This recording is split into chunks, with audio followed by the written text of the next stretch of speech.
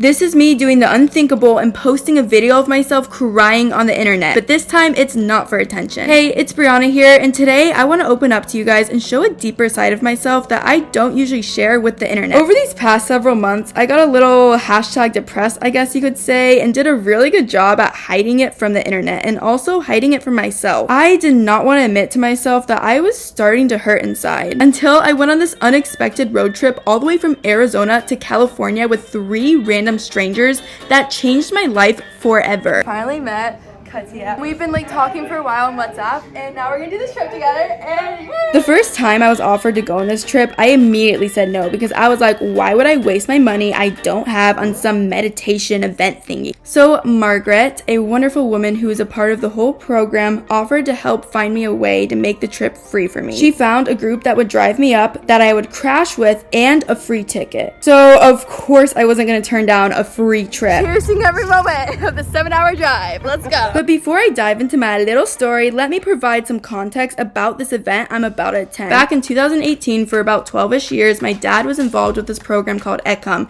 It's in India, and it's where you fly up and you hang out with the monks and you come really #enlightened. Okay, that's a really brief summary of it. If you want to learn more about it, then go to Google.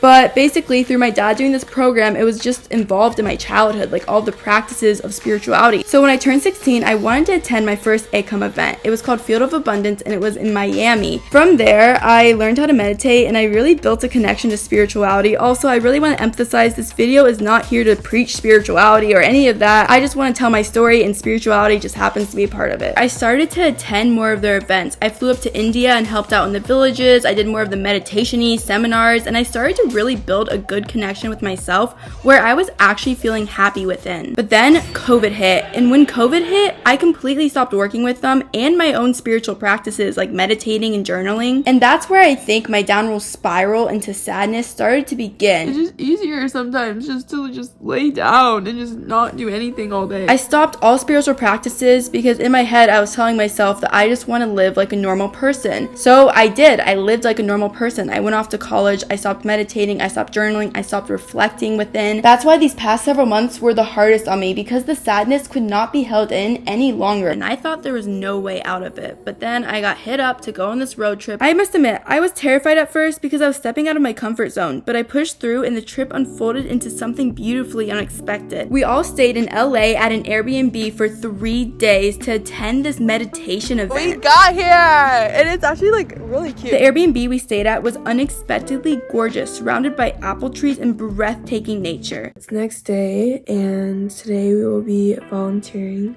at the event. Finally, it's the day of the event, and of course the whole way up I was extraordinarily anxious, and I told myself that I need to hide from everyone because it was a little too much on me at the moment. So I went up the stairs in the theater and hid in the nosebleed area. But then I realized that there was a similarity in me hiding from everyone and how I've been hiding from myself. So I marched myself down those stairs of the theater and I went out back to the community. I was nervous because I didn't know what to do with myself, and I didn't know all the new people who've joined the community since I've left. But then I realized that I should just do what I love, which is social media. Yeah, what are you seeking in life? All these amazing things I want to step into with amazing people like you. I got a couple interviews out, but just doing those couple of interviews made me feel so much better because I was like, wow, this isn't that bad, and these people are actually quite amazing. What are you seeking right now in life? To life, actually. Life itself. To be fully present to life.